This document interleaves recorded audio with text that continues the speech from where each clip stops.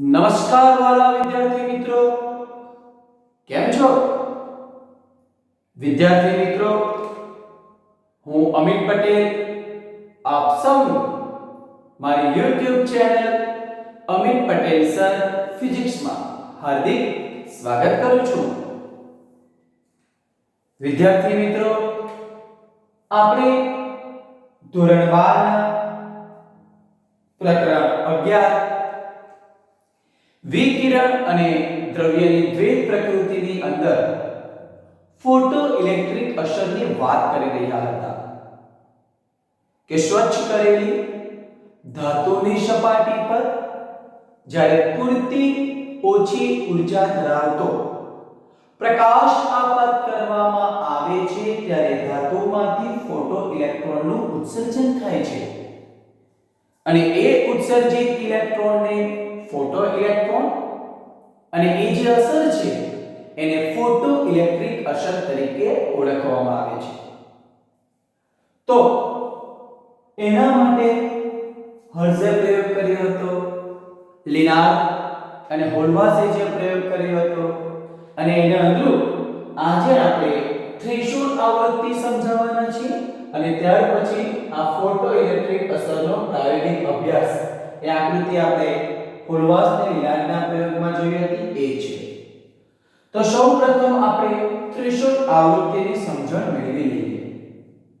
Photo electric અસરની અંદર ધાતુની સપાટી પર ફોટો સંવેદી સપાટી ઉત્સર્જક સપાટી પર પૂરતી લઘુત્તમ આવૃત્તિ ધરાવતો પ્રકાશ કે એટલી ઓછામાં ઓછી આવૃત્તિ હોય તો જ એ ધાતુમાંથી ફોટો ઇલેક્ટ્રોનનું ઉત્સર્જન થાય.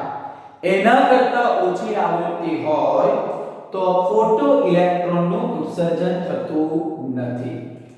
તો જે લઘુત્તમ આવૃત્તિએ ધાતુની સપાટીમાંથી ફોટો ઇલેક્ટ્રોનનું ઉત્સર્જન થાય છે એને આપેલ ધાતુની થ્રેશોલ્ડ આવૃત્તિ તરીકે ઓળખવામાં આવે. ચાલો તો વ્યવસ્થિત રીતે એને આપણે વ્યાખ્યાયિત કરીએ છીએ. આ ઉત્સર્જક સપાટી છે કે જ્યારે ઉત્સર્જક સપાટી પર અથવા તો ઉત્સર્જક પ્લેટ ઉપર અલ્ટ્રાવાયોલેટ પ્રકાશ આપાત કરવામાં આવે, લખીએ છીએ બરાબર. જ્યારે ઉત્સર્જક પ્લેટ પર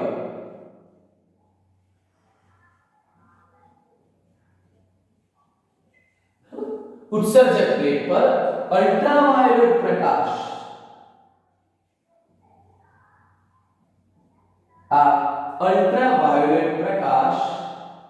આપણે શું કરવામાં આવે છે? આપાત કરવામાં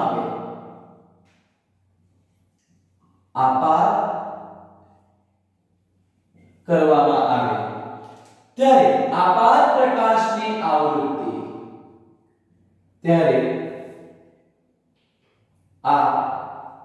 આપાત પ્રકાશની જે આવૃત્તિ છે એ આવૃત્તિ અમુક લઘુત્તમ મૂલ્ય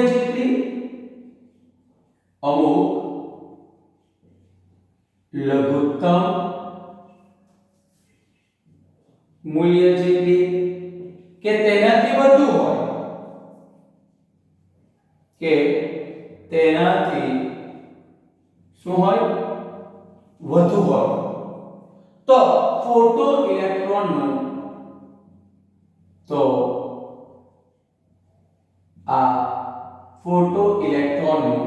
શું થાય છે? ઉત્સર્જન થાય છે અને તેને થ્રેશોલ્ડ આવૃત્તિ કહે છે.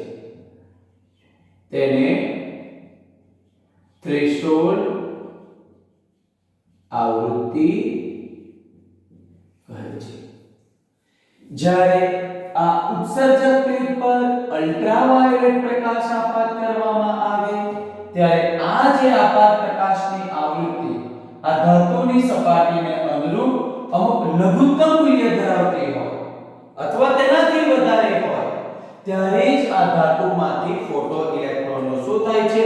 ઉત્સર્જન થાય છે અને એને આપણે થ્રેશોલ્ડ આવૃત્તિ તરીકે ઓળખવામાં આવે છે. અને જુદી જુદી ધાતુને અનુરૂપ આ આપાત પ્રકાશ એની આવૃત્તિ અલગ અલગ ધાતુને અનુરૂપ એ જુદી જુદી હોય છે. ચલો તો આપણે જોઈએ કે આ જે થ્રેશોલ્ડ આવૃત્તિ છે એનો આધાર એ ઉત્સર્જક પ્લેટના દ્રવ્યના પ્રકાર પર આધાર રાખે છે. એટલે આપણે અહીંયા લખી શકીએ છીએ કે થ્રેશોલ્ડ આવૃત્તિનો આધાર કોનો આ થ્રેશોલ્ડ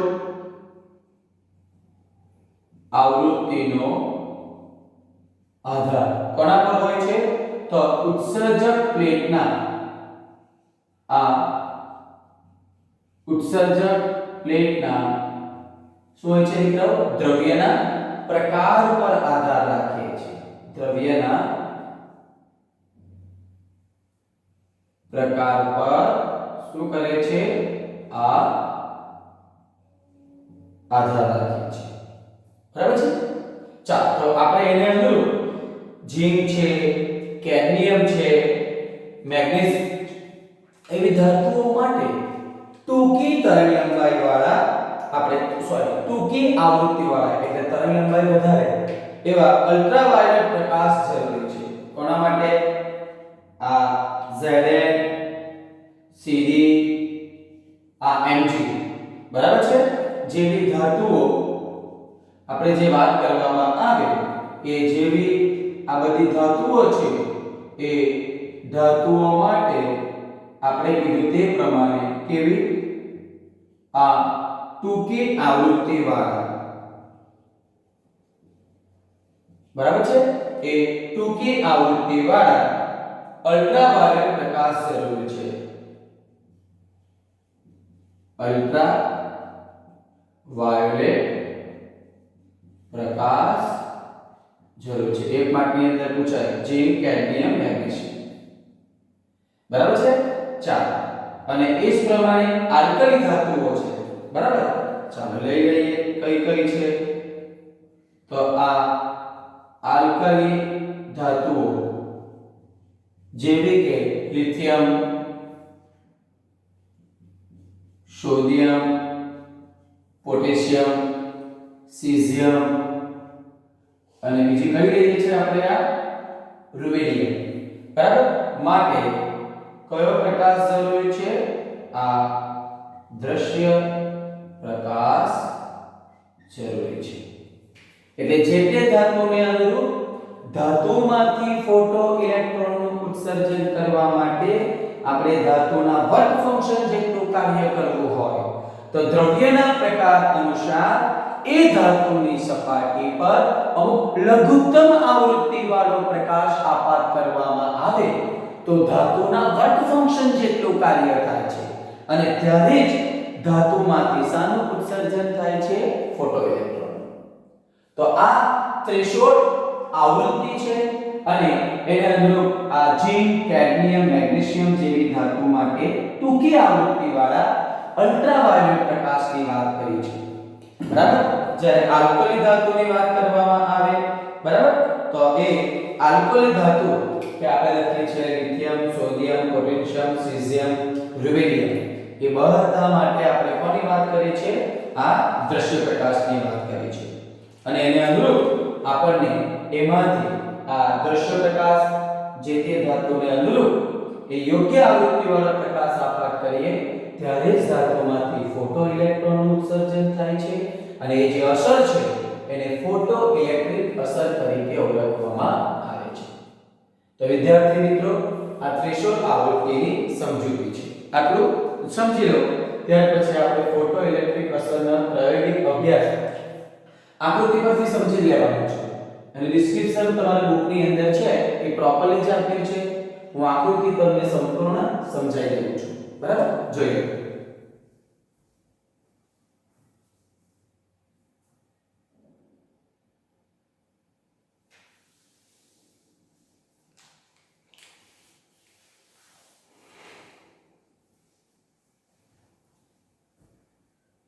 ચાલો ખ્યાલ આવી જાય એવું છે. હવે આપણે આ ફોટો ઇલેક્ટ્રિક અસરને અનુરૂપ આપણે જે પ્રાયોગિક અભ્યાસ છે એના માટે અહીંયા આકૃતિ દર્શાવવામાં આવી છે. એ આકૃતિ જરા હું સમજાવું છું, પહેલા સમજી લો. આપણી કાચની શૂન્યાવકાશી નળી છે જેમાં ધાતુના બે ઇલેક્ટ્રોડ છે. ઉત્સર્જક સપાટી C અને આને આપણે એનોડ, કેથોડ અને એનોડ.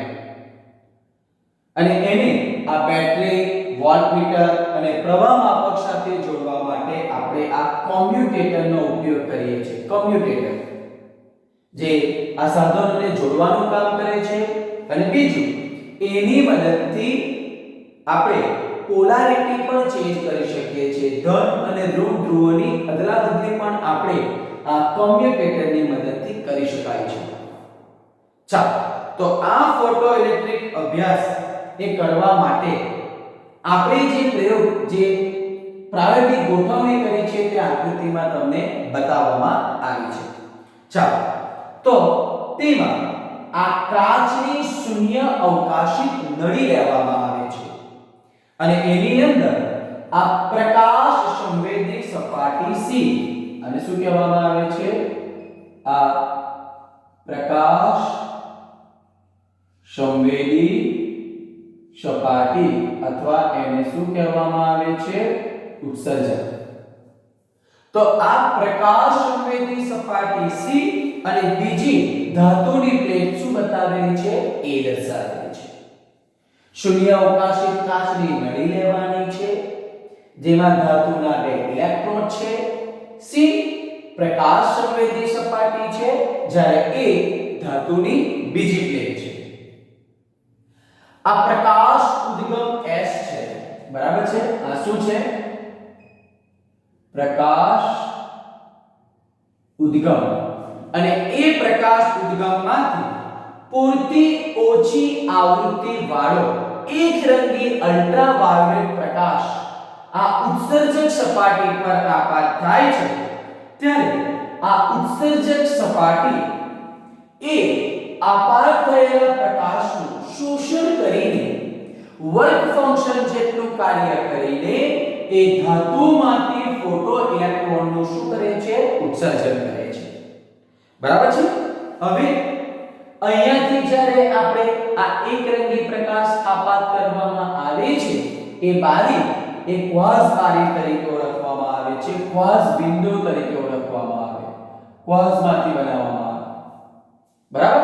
અને એ ક્વાર્ટઝની બારીને કાચની આપણે આ ટ્યુબ ઉપર લગાડી દેવામાં આવે અને તેમાંથી આપણે આ અલ્ટ્રાવાયોલેટ પ્રકાશને પ્રકાશ સંવેદી સપાટી પર શું કરીએ છીએ? આપાત કરીએ.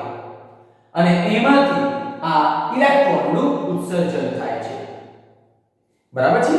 ચાલો, અને આ બેટરી જે આપણે કોમ્યુટેટરની મદદથી આ કાચની શૂન્ય અવકાશી નળી સાથે જોઈન્ટ કરી છે, એને અનુરૂપ આ કેથોડ અને એનોડ વચ્ચે અથવા પ્રકાશ સંવેદી સપાટી C અને ધાતુની પ્લેટ A વચ્ચે વિદ્યુત ક્ષેત્ર ઉત્પન્ન થાય છે.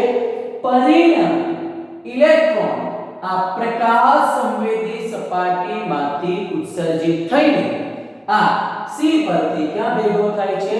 એ ધાતુની પ્લેટ ઉપર શું થાય છે દીકરાઓ? જમા થાય છે. બરાબર છે? અને આ જે બેટરી છે આ C અને A વચ્ચેનો, બરાબર છે, વિદ્યુત સ્થિતિમાનનો તફાવત જાળવી રાખે છે આ બેટરી. સમજ પડે છે? બેટરીની મદદથી આપણે જે વિદ્યુત ક્ષેત્ર ઉત્પન્ન થાય છે, જે અહીંયા પ્રકાશ સંવેદી સપાટી પર એકરંગી અલ્ટ્રાવાયોલેટ પ્રકાશ આપાત થાય તો ઉત્સર્જિત થતા ફોટો ઇલેક્ટ્રોન એ વિદ્યુત ક્ષેત્રને કારણે ધાતુની પ્લેટ A ઉપર એકત્રિત થાય છે. અને આ બે પ્લેટ વચ્ચેનો વિદ્યુત સ્થિતિમાનને જાળવવાનું કાર્ય કોણ કરે છે? આ બેટરી કરે છે. બરાબર છે?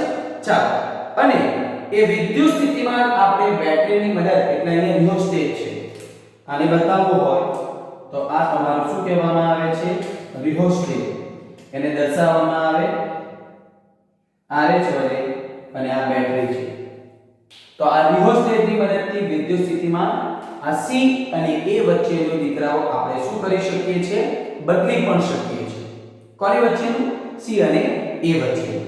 ચાલો, અને બીજું, આ પ્લેટ C અને પ્લેટ A આ બંનેની જે ધ્રુવીયતા છે, જે પોલારિટી છે, આ કોમ્યુટેટરની મદદથી છેડાઓને બદલીને આપણે આની પોલારિટી આપણે શું કરી શકીએ છીએ? ચેન્જ કરી શકીએ છીએ. કોની? C અને A ની કોની મદદથી? આ કોમ્યુટેટરની મદદથી. બરાબર? એટલે ઉત્સર્જક આ પ્રકાશ સંવેદી સપાટી C અથવા ઉત્સર્જક C ની સાપેક્ષે આપણે A ને ધન કે ઋણ વિભવે રાખી શકાય છે અને એને અનુરૂપ આ શૂન્ય અવકાશિત કાચની નળીમાંથી ઇલેક્ટ્રોનનું ઉત્સર્જન કરીને વિદ્યુત પ્રવાહનું નિર્માણ આપણે કરી શકીએ છીએ. બરાબર છે? અને આપણે કીધું તે પ્રમાણે ધારો કે આ C ની સાપેક્ષે ધાતુની પ્લેટ એ ધન વિભવે છે, તો તેને અનુરૂપ અહીંયા ઉત્સર્જિત થતા ઇલેક્ટ્રોન આ ધન વિભવને કારણે એની તરફ શું થાય છે? આકર્ષિત થાય છે અને ધાતુની પ્લેટ એ ઉપર શું થશે? જમા થાય છે.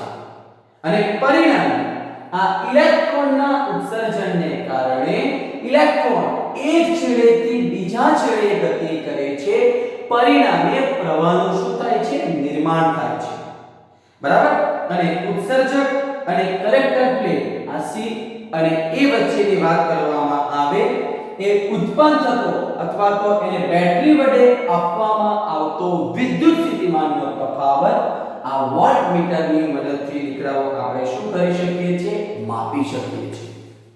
અને આ પરિપથમાંથી જે વિદ્યુત પ્રવાહનું નિર્માણ થાય છે એ આપણે આ માઇક્રો એમીટર વડે શું કરી શકીએ છીએ?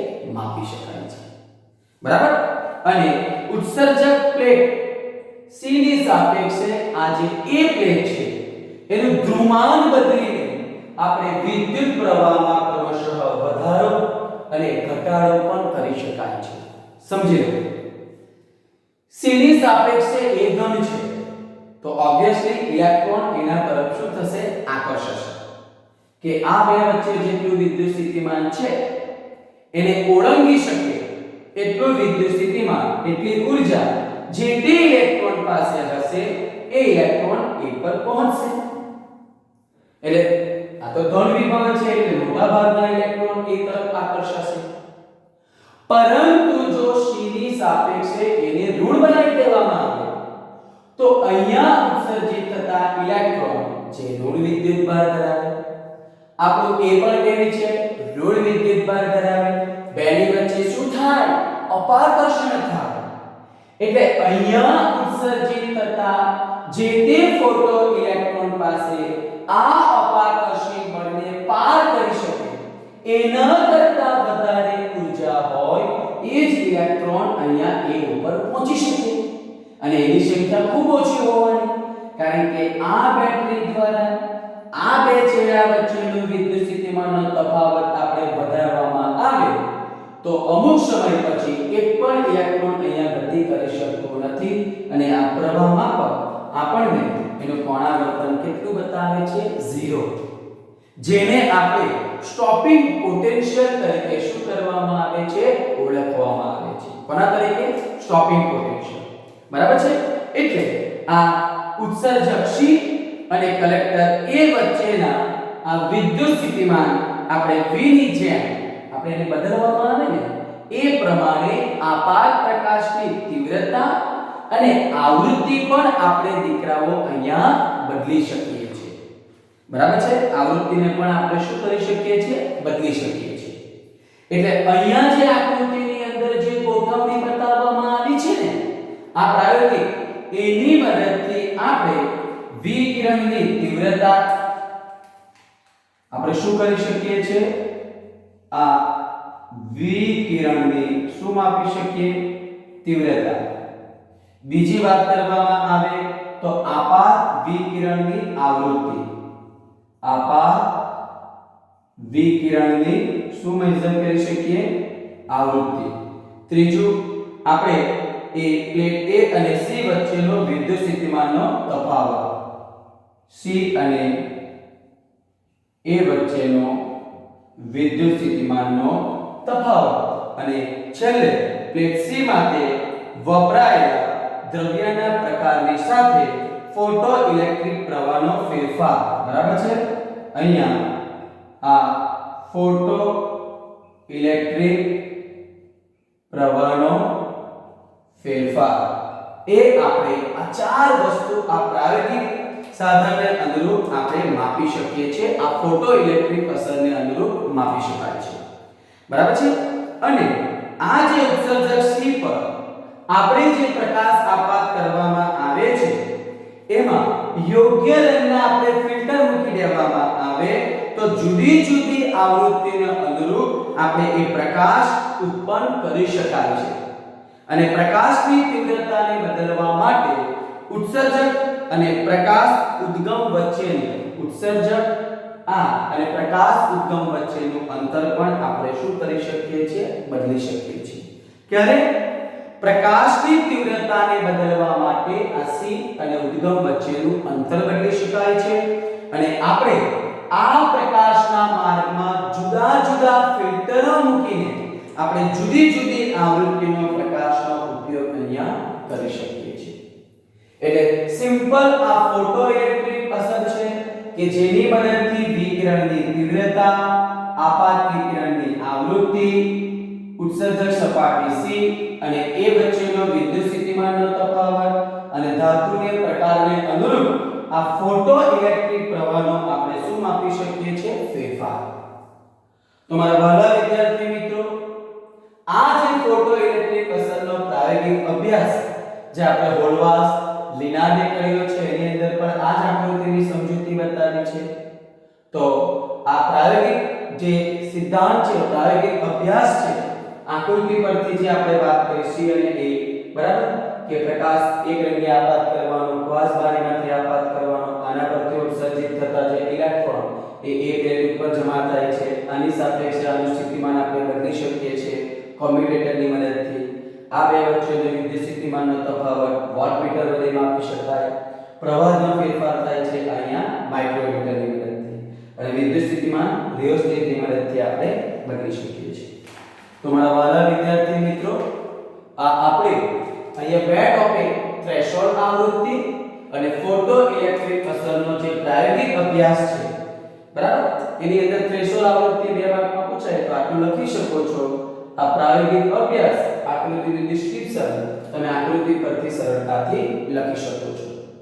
તો મારા વહાલા વિદ્યાર્થી મિત્રો, આજના માટે આપણે આટલું જ રાખીએ છીએ. જે બોર્ડ પર મેં સમજાવ્યું છે, જે થ્રેશોલ્ડ આવૃત્તિ લખી છે એને વ્યવસ્થિત રીતે સમજીને લખી દેવો. આ પ્રયોગની જે સમજૂતી આપી છે એ તમારા બુકમાં જોઈને મેં જે રીતે તમને સમજાવ્યું છે એને એ રીતે યાદ રાખવાનો પ્રયત્ન કરો તો તમને કોઈ વાંધો આવશે નહીં. તો આજના માટે આપણે આટલું જ રાખીએ છીએ. બાકીના દીકરાઓ આપણે નેક્સ્ટ વિડિયોની અંદર જોઈશું. Okay, thank you.